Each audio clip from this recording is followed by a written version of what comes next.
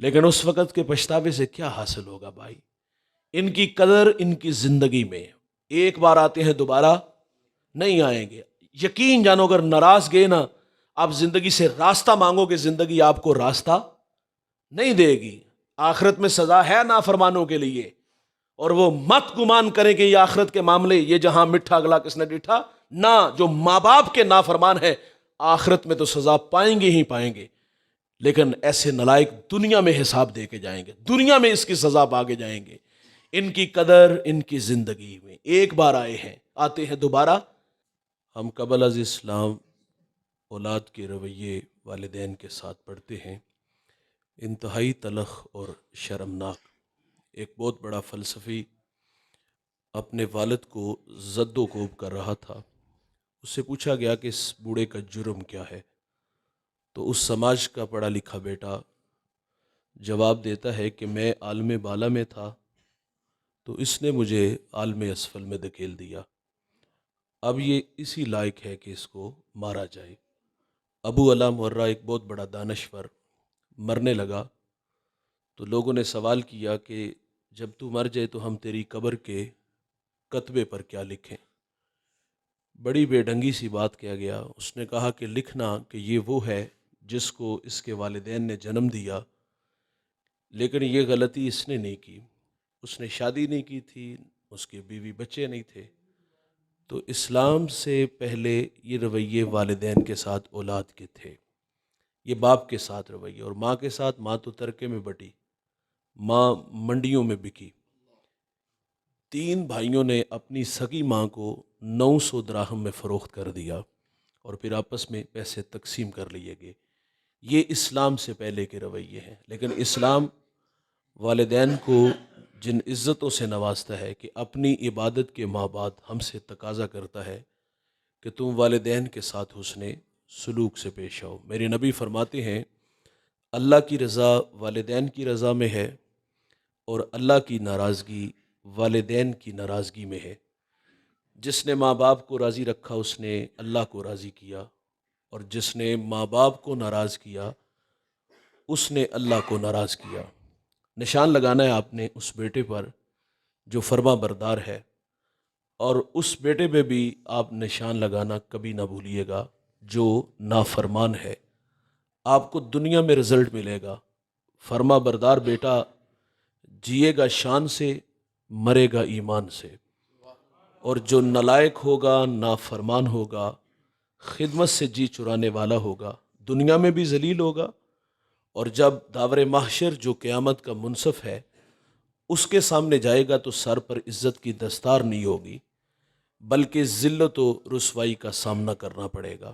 میرے بھائی سیدھی سی بات ہے، اگر آپ نے عزت سے جینا ہے تو ان بوڑھوں کی عزت کرو، اور اگر یہ روٹ کے دنیا سے چلے گئے، نہ ناراض چلے گئے، تو آپ زندگی سے راستہ مانگو کہ زندگی آپ کو راستہ کبھی بھی نہیں دے گی۔ دنیا میں رزلٹ ہے بھائی۔ پرانی کہانی آج سے تقریباً 1.5 اشرا، میں ایک سفر میں تھا تو مجھے سر راہ سڑک کنارے یہی راستہ احمد نگر سے کلاس کی والا، کلاس کی سے 2 قدم آگے، یہ لدے والا سے آگے، میں نے ایک بوڑھا مجھے ملا جس کی عمر تقریباً 80 برس، دودھ کی طرح سفید داڑھی، ہاتھ میں عصا، سر پہ کپڑوں کی گٹھڑی، چل چلاتی کڑکتی دھوپ۔ اس بوڑھے کا سارا بدن پسینے سے شرابور تھا۔ گزرتے میرے قدم رک گئے، میں نے ساتھ بٹھا لیا، اور میں نے محسوس کیا کہ یہ بوڑھا زخمی ہے، اور یہ زخم کسی پرائے نے، بیٹا خاموش ہو کے بیٹھو، کسی پرائے نے نہیں، اپنے نے دیے ہیں۔ الجھی الجھی باتیں تھی، میں نے پوچھ لیا کہاں کے ارادے ہیں؟ انہوں نے مجھے منظر سے آگاہ کیا۔ میں نے گزارش کی قریبی تو احمد نگر، وہاں اڈا بھی تو ہے نا، وہاں سے بیٹھ جاتے۔ تو مجھے کہتے میرے پاس کرایہ نہیں ہے۔ میں نے کہا آپ بیٹے کو ساتھ لے لیتے۔ بس بیٹے کا کہا تو بوڑھے کا لہجہ ٹوٹ گیا، چھم چھم آنکھیں برسنے لگی، ہونٹ کپ کپانے لگے۔ مجھے رو کے کہتے مولوی صاحب آج بیٹے نے گھر سے نکال دیا ہے۔ والد نے میرے بھائی رب کی رحمتوں کو نکال دیا۔ یہ ناراض گئے تو عرش کا رحمان ہم سے ناراض ہو جائے گا، اور اگر یہ راضی ہیں تو اللہ راضی ہے۔ علماء سے سنا ہے نا آپ نے وہ واقعہ، موسیٰ علیہ السلام ایک دن اللہ سے عرض کرتے یا اللہ جنت میں میرا ہمسایہ کون ہوگا؟ تو ایک عام سے شخص کا نام لیا گیا کہ فلاں کسائی۔ تو آپ اس کا عمل ڈھونڈنے کے لیے اس کی دکان پہ آئے کہ وہ کون سا عمل جس نے اس کو جنت میں میری رفاقت دی. آپ اس کی دکان پہ آئے اور اس کے مہمان بنے اور اپنے بارے میں خبر نہیں دی کہ میں اللہ کا نبی موسیٰ علیہ السلام ہوں. جب گھر آئے تو اچھا کیا ہوا؟ اس نے سب سے پہلا کام کیا کیا؟ اس نے لکڑیاں جمع کی، آگ جلائی، اس پہ ہنڈیاں رکھی اور اپنے ہاتھوں سے کھانا بنایا. جب کھانا پک گیا تو چارپائی پہ ایک نحیف سی بڑھیا تھی، اسے اٹھایا اور نوالے توڑ توڑ کے اس بوڑھی ماں کے منہ میں رکھے. جب اس بوڑھی ماں نے کھانا کھا لیا تو وہ بڑبڑانے لگی، کچھ کہنے لگی. موسیٰ علیہ السلام فرما دی یہ کون ہے؟ تو کہا یہ میرے ماں جی ہیں. فرمائی یار یہ کچھ کہہ رہی ہیں. تو وہ زیر لب مسکرا دیا. کہتا ماں کہتی ہے کہ اللہ جنت میں تمہیں موسیٰ علیہ السلام کا پڑوس عطا فرمائے. بڑے تعجب سے کہتا ہے بھائی آپ بتاؤ نا، کہاں اللہ کے نبی موسیٰ علیہ السلام اور کہاں میں؟ آپ جملہ سنو گے تو طبیعتوں میں نشہ پیدا ہو جائے گا. موسیٰ علیہ السلام فرماتے ادھر دیکھ، میں تیرے سامنے کھڑا ہوں، میں تیرے، یہ خدمت ہے بھائی جو جنت میں نبی کی رفاقت دیتی ہے.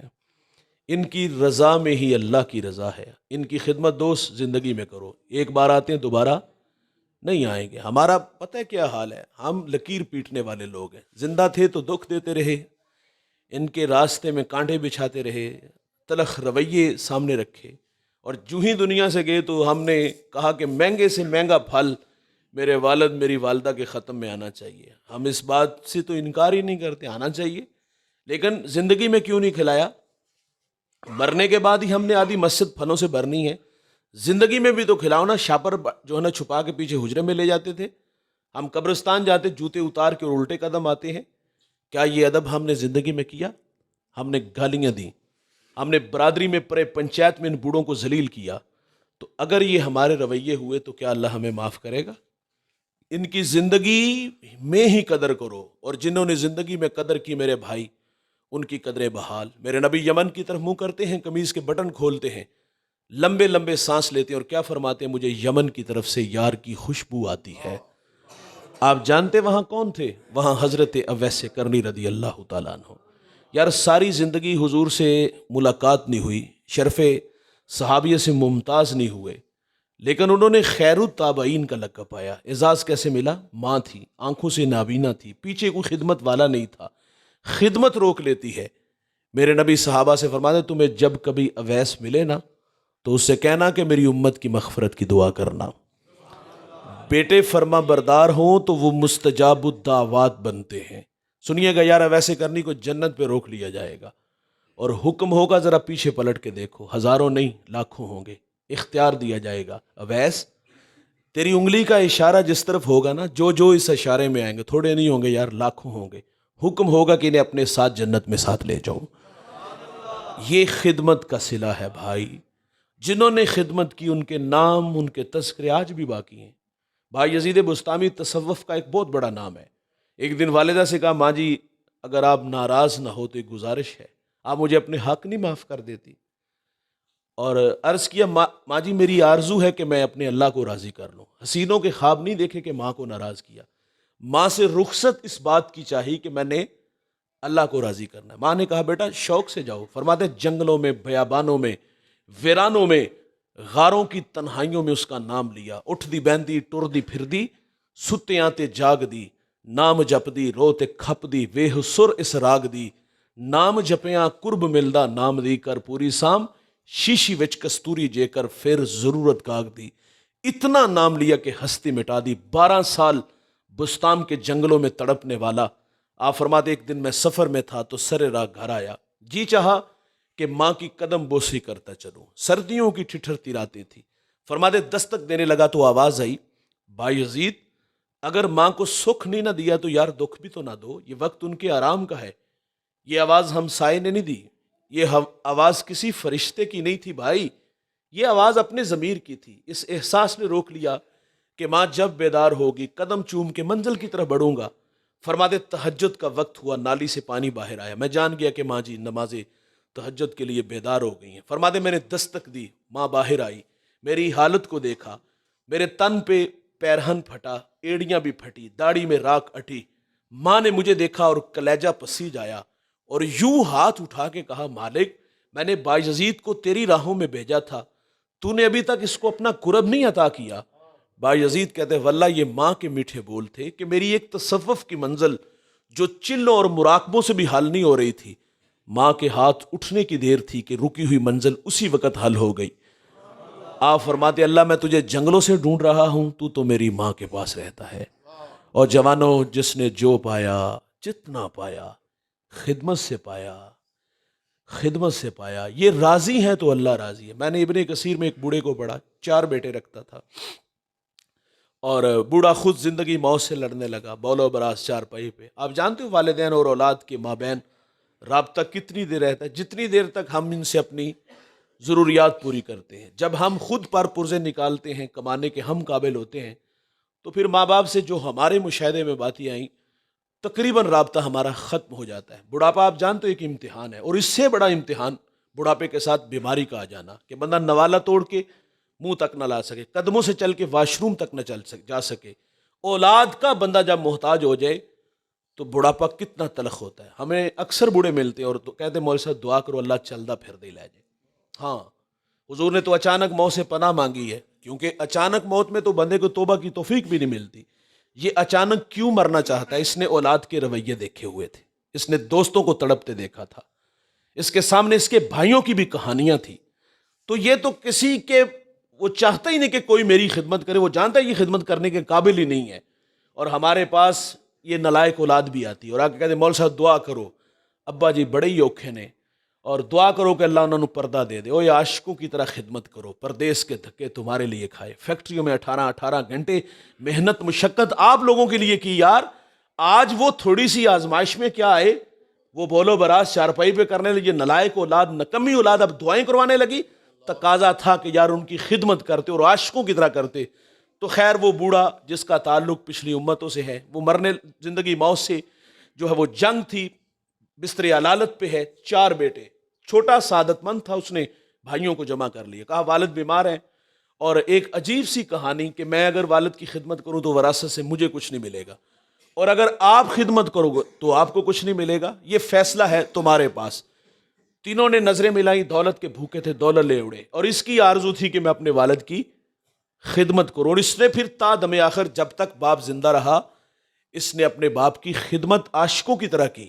ہمارے دیہاتوں میں، میں پڑوس میں رہتا ہوں آپ کے بالکل متصل، ہمارے دیہاتوں میں جب بوڑھے راضی ہوتے تو ایک جملہ بولتے ہیں، مرنے تک اس کا نشہ نہیں اترتا.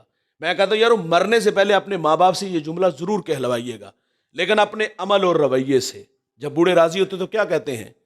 جا پتر تینو ستی خیرانے. وہ بوڑھا اس حال میں دنیا سے گیا کہ اپنے بیٹے پہ راضی تھا. میرے نبی فرماتے جس کا باپ راضی اس کا رب راضی. یار وہ تو چلا گئی، یہ غربت کی لکیر پہ کھڑا ہے. لیکن میں نے عرض کیا خدمت کا صلہ اللہ ضرور دیتا ہے. غربت کی لکیر پہ کھڑا ہے یار. ایک شب سویا، وہ کہتا ہے میں نے خواب دیکھا کہ ایک اللہ والا، اس نے مجھے کہا بیٹا فلاں شجر کے نیچے 100 درہم پڑا ہے، اٹھاؤ لے آؤ. سوال کی اس میں برکت ہے؟ کہا برکت نہیں ہے، کیونکہ کثرت اور ہے برکت اور ہے. دوسرے دن پھر خواب میں ملے، کہا بیٹا وہاں 10 درہم پڑے ہیں، کہا برکت نہیں ہے. تیسرے دن پھر خواب میں ملے، کہا وہاں 1 درہم پڑا ہے، کہا اس میں برکت ہے، کہا ہاں اس میں برکت ہے. درہم اٹھایا، بازار آیا، وہاں ایک دکاندار آوازیں دے رہا تھا 1 درہم میں 2 مچھلیاں گھر لایا، پیٹ چا کیے تو 2 قیمتی موتی نکلے. ایک موتی لے کے بازار آیا، سنار کو دکھایا. وہ زمانہ بھلا تھا، آج تو لوگ دا لگا لیتے ہیں. اس نے کہا پورے بازار میں اس کی کوئی قیمت نہیں ادا کر سکتا. بات سے وقت تک پہنچی. اس نے جواہری بلائے، ایک موتی کی قیمت کیا طے پائی؟ 10,000، 20,000، 25,000 درہم. نہیں دوست، ایک موتی کی قیمت 30 خچر، ان پہ جتنا سونا لاد لیا جائے. سونا اٹھا کے گھر لایا. بادشاہ نے دوبارہ طلب کیا اور موتی رکھتے ہو؟ کہا رکھتا ہوں. بیچتے ہو؟ کہا بیچتا ہوں. کہا ریٹ اب میری مرضی کا. کہا مانگو، کیا مانگتے ہو؟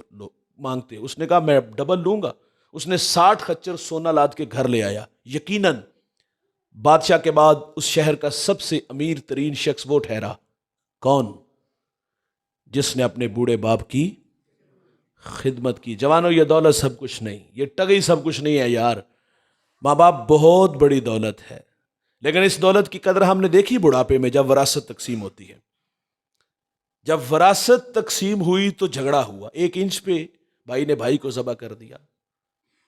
یہ آپ کے سامنے بھی، میں تو کل ہی واپس آیا عمرہ کی سعادت سے، تو ہمارے پڑوس میں جو تماشا لگا، کیا تھا یار، وہ یہی نہیں سب کچھ رہ جانا؟ وراثت پہ تو جھگڑے ہوئے، بھائی نے بھائی کو ذبح کر دیا، لیکن آپ کبھی ماضی کے دریچوں میں بیٹا خاموش ہو جاؤ یار، کوئی ساتھ کو سیانا بندہ ہو تو اس کو، بچوں کو تو چپ کرا دینا یار۔ ایک جھگڑا بچپن میں بھی ہوتا تھا، کبھی ماضی کے دریچوں میں جھانک کر کے دیکھو تو ایک دھندلا سا نقشہ میرے اور آپ کے پاس ضرور ہوگا، اور وہ جھگڑا بڑا خوبصورت تھا، کاش کہ وہ بڑھاپے میں بھی ہوتا، لیکن بڑھاپے میں نہیں ہوا۔ وہ جھگڑا کیا ہوتا تھا؟ ماں میری ہے، باپ میرا ہے، کاش یہ بڑھاپے میں بھی ہوتا، لیکن بڑھاپے میں وراثت پہ جھگڑا ہوا۔ ہاں، جب ماں باپ کی باری آتی تو تماشا ضرور دیکھنے والا ہوتا ہے، اور وہ تماشا کیا ہوتا ہے؟ جب ماں باپ کی باری ہے تو اولاد، یہ نالائق اولاد جھگڑے کرتی، وہ کہتے یار 4 مہینے تو نہیں کٹتا، کوئی کہتا گھر چھوٹا ہے، کوئی کہتا خرچے زیادہ ہے، اور کچھ نالائق کہتے یہ بوڑھا کھانستا ہے تو میرے بچوں کی نیند خراب ہوتی ہے۔ مکافات عمل ہے دوست۔ آج کمرے سے برآمدے تک لے آئے ابا کو اماں کو، انتظار کیجئے گا، یہی اولاد اٹھا کے آپ کو باہر گلی میں پھینکے گی۔ اگر یہ ناراض دنیا سے گئے تو عرش کا رحمان ہمیں کبھی بھی معاف، الا انبئکم باکبر الکبائر، میرے نبی صحابہ سے فرماتے تمہیں میں بڑے بڑے گناہوں کی خبر نہ دوں؟ عرض کیا کہ ارشاد فرمائیے، فرمایا الاشراک باللہ، اللہ کے ساتھ کسی کو شریک ٹھہرانا، وعقوق الوالدین، والدین کی نافرمانی کرنا۔ بڑے گناہوں میں دوست ایک گناہ ماں باپ کی نافرمانی ہے۔ یہ باب الفطر میں یہ روایت موجود ہے، میرے نبی فرماتے جب میری امت میں 15 بری خصلتیں آ جائیں گی، ریحن ہمراؤ، امت انتظار کرے سرخ آندھیوں کا، زلزلوں کا، انہیں زمین میں دنسا دیا جائے گا اور آسمان سے بھی تابڑ توڑ حملے ہوں گے۔ وہ 15 بری خصلتیں کون کون سی ہیں؟ عزت تخذ الفیء دولا، فرمایا جب حکمران طبقہ سرکاری خزانے کو دونوں ہاتھوں سے لوٹنا شروع کر دے گا، ولا امانت مغرمان، جس کے پاس امانت رکھی جائے گی ذاتی مال سمجھ کے ہڑپ کر جائے گا، والزکاۃ مغرمان، مالدار لوگ زکوٰۃ دینا چھوڑ دیں گے، وتعلم لغیر الدین، علماء دین دنیا کے طلبگار بن جائیں گے، وآطاع رجل امرأتہ، آدمی بیویوں کے فرما بردار ہوں گے، وأک امہ، ماؤں کے نافرمان ہو جائیں گے، وادنا صدیقہ، دوست کے ساتھ حسن سلوک سے پیش آئیں گے، وأقصى اباہ، باپ کے ساتھ بد سلوکی کریں گے، دوست کو دیکھ کر باہیں پھیلائیں گے اور باپ کو دیکھ کے رستہ بدلیں گے، یار آئے گا کنڈا کھڑکائے گا، جہاں جی چاہے گا لے جائے گا، بوڑھی ماں بوڑھا باپ ترلے کرے گا، یہ پرواہ نہیں کریں گے۔ فرمایا جب اولاد کے رویے یہ ہوں گے کہ یہ دوست کو دیکھ کر باہیں پھیلائیں گے اور باپ کو دیکھ کے رستہ بدلیں گے، اور ایک یہ بھی فرمایا وہ شربت الخمور، شرابیں عام ہوں گی، اس امت کا اول آخر پہ لان تان کرے گا، تو پھر کیا ہوگا؟ سرخ آندیاں، زلزلے، زمین میں دنسا دیا جائے گا اور آسمان سے بھی یالہ باری ہوگی۔ کب جوانوں؟ جب ماں باپ اولاد کے رویوں سے دکھی اور نالا ہوں گے، پھر رحمت خداوندی اس قوم کے بیٹوں سے ناراض ہو جائے گی، کبھی سرخ آندیاں، کبھی زلزلے، اور کبھی زمین میں دنسا دیا جائے گا۔ ایک صحابی نے حضور سے عرض کیا حضور قیامت کب آئے گی؟ کوئی نشانی تو ارشاد فرما دے۔ تو میرے نبی نے فرمایا کہ جب مائیں ذلیل ہو جائیں گی۔ گھر گھر کی کہانی ہے دوست، میرے ایک ملنے والے ہیں، میری ان سے ملاقات ہوئی، اترا ہوا چہرہ تھا، خیریت پوچھی تو وہ بڑھیا پھونٹ پھونٹ کے رونے لگی، کچھ آنسو تھمے تو میں نے کہا کچھ بتائیں تو صحیح۔ مجھے کہتی آج بیٹے نے منہ پہ تھپڑ مارا ہے۔ اس بڑھیا نے میرا ہاتھ پکڑا، سر پہ رکھا، قریب تھا کہ سر پھٹ ہی جاتا۔ 1-2 ہفتے بعد دوبارہ ملا، پھر آپ دیدہ دیکھا، میں نے کہا ظالم نے پھر مارا؟ مجھے کہتی اس نے کچھ نہیں کہا، تیری باتوں نے دکھی کیا۔ میں نے کہا میں نے آپ کو کیا کہا؟ مجھے کہتی تیری یہ باتیں میں نے سوشل میڈیا پہ سنی، بہت سارے لوگ تیرے سامنے بیٹھے تھے، مجھے خوف آنے لگا کہ اتنے لوگوں میں سے کسی نے میرے بیٹے کو بد دعا نہ دی ہو۔ میں نے کہا ظالم تو تھپڑ مارتا ہے اور وہ تیری زندگی کی بھیک مانگتی ہے۔ یہ ناراض گئے تو جوانوں اللہ ہمیں کبھی بھی معاف نہیں کرے گا۔ میں ٹوبا ٹیکسنگ ایک جگہ حاضر ہوا، میرے پاس کچھ دوست بیٹھے ہوئے تو ایک 18-20 سالہ جوان، سر پہ امامہ، سفید جامہ، چہرے پر داڑھی کا نور، مجھے دوستوں نے بتایا یہ صبح لوگوں کو نماز کی دعوت دیتا ہے۔ مجھے اچھا لگا کہ آج کا جوان تو چونک چباروں میں نظر آتا ہے، چھٹی کے وقت اسکول کے گیٹ کے سامنے جوانیاں برباد کرتے ہیں، رقص و سرود کی محفلیں سجاتے ہیں، یہ کتنا سعادت مند ہے۔ یہ صبح خود بھی اور لوگوں کو بھی نماز کی تلقین کرتا ہے۔ میں نے بہت ساری دعائیں جو کچھ لبوں پہ تھی، کچھ نہا خانہ قلب میں تھی۔ میرے ساتھ ایک صاحب بیٹھے تھے، انہوں نے سرگوشی کی، کہتے ہیں مولوی صاحب یہ باپ کا گستاخ بھی بڑا ہے، دستار کے ہر پیچ کی تصدیق ہے لازم، ہر صاحب دستار معزز نہیں ہوتا، بڑی بڑی پگڑیاں باندھ لینے سے انسان بڑا نہیں ہوتا بھائی، رویوں سے انسان بڑا ہوتا ہے۔ میں نے کہا بیٹا یہ تو بہت بری بات ہے، چرب زبان تھا۔ مجھے کہتا ہے مجھے بھی اور میرے والد کو بٹھاؤ، غلط ہوا تو جوتے کھاؤں گا. خیر کوئی ایک دو بات جو اس کے دل کے دروازے پر دستک کا سبب بنی میری باتیں. میں نے کہا جاؤ معذرت کر کے آؤ. 20 منٹ بعد واپس آیا تو آنکھوں میں بہت سارے آنسو لے آیا. میں نے کہا کیا بنا؟ وہ کہتا ہے ہاتھ باندھ کے کھڑا ہوا ہوں، بس ابا نے سینے سے لگا لیا ہے. ہمارا کہنا ہے بھائی آج سینے سے لگو، کل قبروں سے لپٹ کے رونا پڑے گا. لیکن اس وقت کے پچھتاوے سے کیا حاصل ہوگا بھائی؟ ان کی قدر ان کی زندگی میں ایک بار آتے ہیں دوبارہ نہیں آئیں گے. یقین جانو اگر ناراض گئے نا، آپ زندگی سے راستہ مانگو گے، زندگی آپ کو راستہ نہیں دے گی. آخرت میں سزا ہے نافرمانوں کے لیے، اور وہ مت گمان کریں کہ یہ آخرت کے معاملے یہ جہاں مٹھا اگلا کس نے ڈٹھا نہ. جو ماں باپ کے نافرمان ہیں آخرت میں تو سزا پائیں گے ہی پائیں گے، لیکن ایسے نلائق دنیا میں حساب دے کے جائیں گے، دنیا میں اس کی سزا پا کے جائیں گے. ان کی قدر ان کی زندگی میں ایک بار آئے ہیں، آتے ہیں دوبارہ نہیں آئیں گے. میرے نبی قدریں سکھاتے ہیں، فرمایا جنت تمہاری ماں کے قدموں تلے ہے.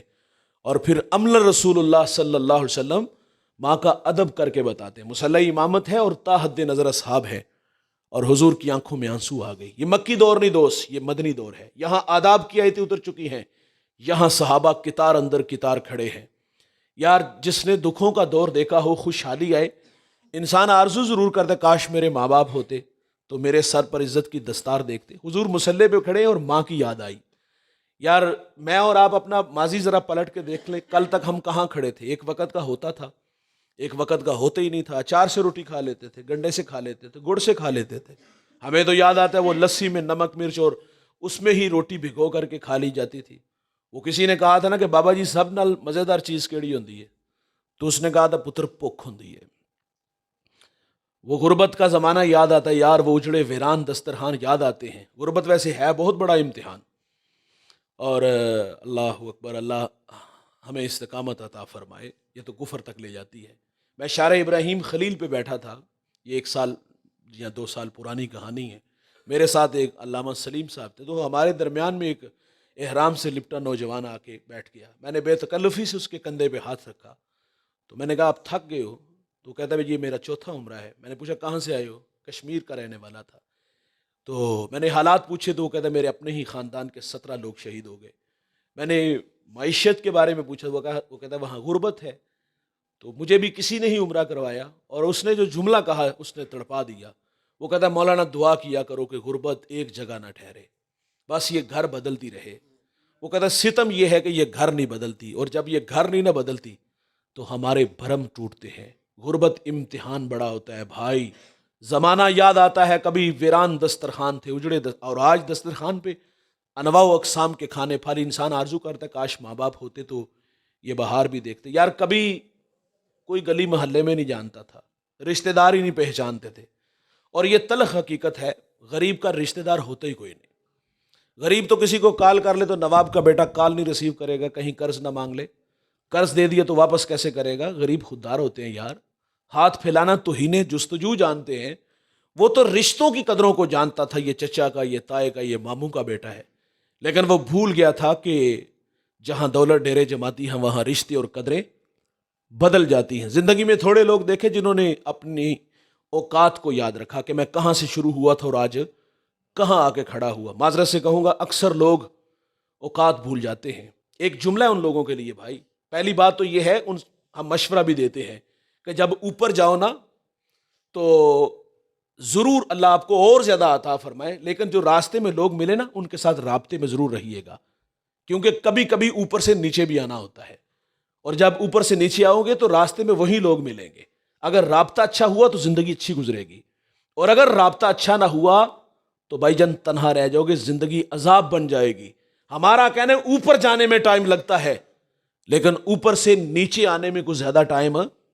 کبھی زمانہ تھا یار یہ رشتہ دار مانتے نہیں تھے، پہچانتے نہیں تھے. آج کسی کا بھتیجا، آج کسی کا بھانجا، آج کسی کا دور کا رشتہ دار، کسی کا کلاس فیلو نکل آیا. یاد آتا ہے وہ زمانہ. کاش پھر انسان آرزو کرتا ہے یہ عزت کی دستار بھی میرے ماں باپ دیکھتے. اور یار کبھی پاس سائیکل نہیں ہوتا تھا، آج جہازوں کے سفر، دوڑتی گاڑیاں، فلک بوس عمارتیں، بنگلے، پلازے، کیا کچھ نہیں اللہ نے دے دیا. انسان آرزو کرتا ہے کاش میرے ماں باپ ہوتے. میرے ایک دوست نے گاڑی لی، میں نے مبارکباد دی تو بے اختیار آنکھوں میں آنسو تھے. میں نے کہا یہ خوشی کی ہیں یا ماضی کی تلخیاں؟ وہ کہتا ہے ایک زمانہ تھا ماں بیمار ہوئی اور میرے پاس اتنے پیسے نہیں تھے کہ میں ماں کو ہاسپٹل لے جاؤں گاڑی پہ بٹھا کے. وہ کہتا ہے میں گدھا گاڑی پہ ماں کو بٹھایا اور ماں راستے میں ہی زندگی کی بازی ہار گئی. وہ کہتا آج سب کچھ ہے لیکن ماں نہیں ہے. مرنے والے یہ بات کیا جانے، جینے والوں پہ کیا گزرتی ہے. دوست، اپنوں کے بغیر زندگی بڑی ادھوری ہوتی ہے. میں 1997 میں قبلہ رضا ثاقب مصطفی صاحب کے پاس حفظ کے لیے گیا. مجھے اچھی طرح یاد ہے میری والدہ نے حضرت کے ہاتھ میں میرا ہاتھ دیا اور کہا کہ میری آرزو ہے جس طرح آپ ممبر پہ بیٹھ کے اللہ رسول کی باتیں سناتے یہ بھی سنایا کریں.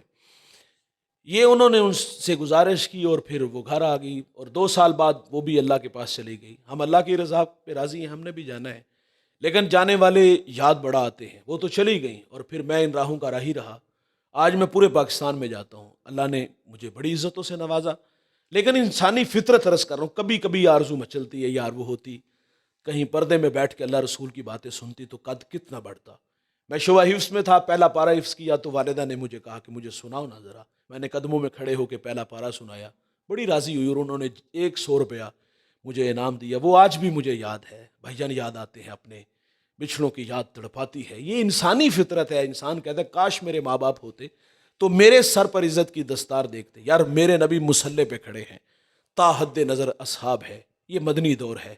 حضور کو ماں کی یاد آ گئی. اور میرے نبی کی والدہ کب بچھڑی تھی؟ جب میرے کریم کی عمر ابھی 6 سال تھی. ابوا نامی ایک بستی آتی ہے جہاں سید آمنہ رضی اللہ تعالی عنہا بیمار ہو جاتی ہے، بخار آ گھیر لیتا ہے اور آپ جان گئی کہ یہ بخار میری جان لے لے گا. وقت رخصت ام ایمن کو کہا کہ میرے بیٹے محمد کو باحفاظت عبد المطلب تک پہنچا دینا اور پھر حضور کو پاس بلایا. ادھر بچپنے کی معصومیت، پیشانی میں نبوت کا نور اور ماں بیٹے میں کھب سی گئی. دو ایک باتیں ہوئیں اور پھر ہمیشہ کے لیے پہاڑوں میں سو گئی. آپ فرماتی بیٹا کلو حین میتن کلو جدید بالن کلو کبیر یفنا و آنا میتتن و ذکر باکن و ولدت طہرا. فرمایا بیٹا ہر نئی چیز نے پرانا ہو جانا ہے، ہر باقی نے فنا ہو جانا ہے. فرمایا بیٹا میں بھی جا رہی ہوں لیکن سنو میرا ذکر باقی رہے گا. فرمایا اس لیے کہ میں تیرے جیسا پاکیزہ اور ستھرا محمد چھوڑ کے جا رہی ہوں. سانسوں کی مالا ٹوٹ گئی، موتی فضا میں بکھرے. میرے نبی ماں سے لپٹے، لپٹ کے روئے. پھر ننھے ننھے ہاتھوں سے کالے پتھروں کی قبر بنائی، اس پہ آنسوؤں کا چھڑکاؤ کیا. جہاں تک ماں نظر آئی میرے نبی پلٹ پلٹ کے ان کالے پتھروں والی قبر کو دیکھتے ہیں. میں سیدہ کے مزار پہ پہلی دفعہ جب حاضر ہوا، سحری کا وقت تھا، پہاڑ کے نیچے تھا، ماحول بالکل خاموش تھا، ہوا کا کہیں سے کوئی ایک جھونکا بھی نہ آیا. لیکن جب سیدہ آمنہ کے قدموں میں جا کھڑا ہوا تو ایسا لگا کہ اللہ نے جنت کے 8 دروازے ہی کھول دیے ہوں. آج بھی جنت سے ٹھنڈی ہوائیں سید آمنہ کو سلام کرنے آتی ہیں. میرے ساتھ کچھ علماء تھے، ہم رخصت ہونے لگے تو میں نے گزارش کی کہ جس طرح حضور ماں سے بچھڑے تھے، پلٹ پلٹ کے دیکھا تھا. میں نے کہا اسی ادا کو اپناتے ہوئے یہاں سے رخصت چاہتے ہیں. میں نے کہا آؤ بچھڑتے ہیں. چلو دوستو پلٹتے ہیں. ہمارا بچھڑنا اور پھر پلٹ پلٹ کے دیکھنا اور حضور کا بچپنا اور پھر وہ بچپنے کی تڑپتی کہانی کا یاد آنا، پھر مقام بدر تک، وہاں سے تقریباً وہ 100-150 یا اس سے کم زیادہ کا سفر بنتا ہے، وہاں تک ہماری ہچکیاں اور سسکیاں تھمنے کا نام ہی نہیں لے رہی تھی. ام ایمن کہتی ہے کہ میں حضور کو لے کے جب پہاڑ سے نیچے آئی نا تو پلٹ کے دیکھا تو حضور ساتھ نہیں تھے. آپ فرماتی میں جلدی سے پھر پہاڑ پہ آئی تو آنکھیں کیا دیکھتی ہیں، حضور ماں کے سرانے کھڑے ہیں اور وہاں کھڑے ہو کر کہہ رہے تھے امی جی آپ تو جانتے ہو نا کہ میرا اس دنیا میں آپ کے سوا کوئی بھی نہیں ہے. ام ایمن کی جان نکل گئی، سینے سے لگا لیا. میرے نبی فرمایا کرتے تھے ام ایمن میری ماں کے بعد میری ماں لگتی ہے.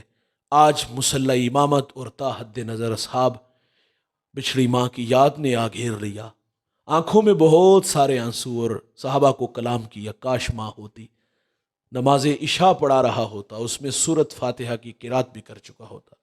فرمایا میری والدہ کو مجھ سے کوئی کام یاد آ جاتا، مسجد نبوی کے دروازے پر آ کر کہتی بیٹا محمد میری بات سنو، تو میرے نبی فرماتے میں نماز توڑ کے پہلے اپنی ماں کی بات کو سنتا. یہ بڑی دولت ہے بھائی، آپ کے پاس ہے تو اس کی قدر کرو. اور اگر یہ آپ اگر تھوڑی دیر خاموشی اختیار کر لیں، ماشاءاللہ آپ دوست یکسو ہیں لیکن کچھ لوگ شاید کیوں اس طرح کر رہے ہیں، یہ مشکل ہو جاتا ہے. میرے لیے تو یہ امتحان ہوتا ہے، لیکن اگر آپ میری یہ 2 4 5 منٹ کی گفتگو ہے، میں اس کے بعد انشاءاللہ آپ سے رخصت چاہوں گا.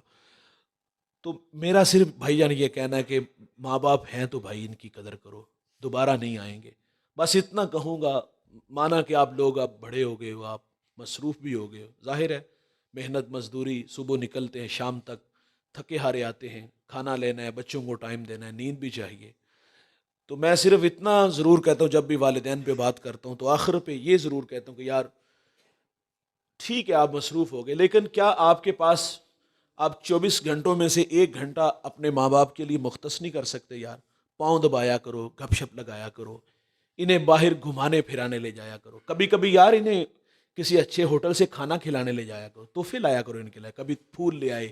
یہ سردیاں آ گئی یار، اماں جی کے لیے ابا جی کے لیے اچھے کپڑے اچھی چادر لایا کرو، انہیں خوشیاں دیا کرو یار، ان کے ساتھ وقت گزارا کرو.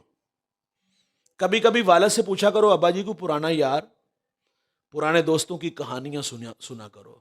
دیکھیے ہم بڑے ہو گئے ہیں نا، ہمارے بھی بچپن کے کچھ دوست ہیں، کبھی سرے راہ کو 2 4 5 سال بعد ملاقات ہو تو بڑا اچھا لگتا ہے، اور باقاعدہ پلان کرتے ہیں کہ یار کسی دن بیٹھتے ہیں اور بیٹھ کے وہ پرانی یادیں اور وہ باتیں، کون سے فلسفے بیان ہوتے ہیں. تو یار کبھی کبھی اپنے بوڑھے باپ سے سنا کرو پرانے دوستوں کی کہانیاں.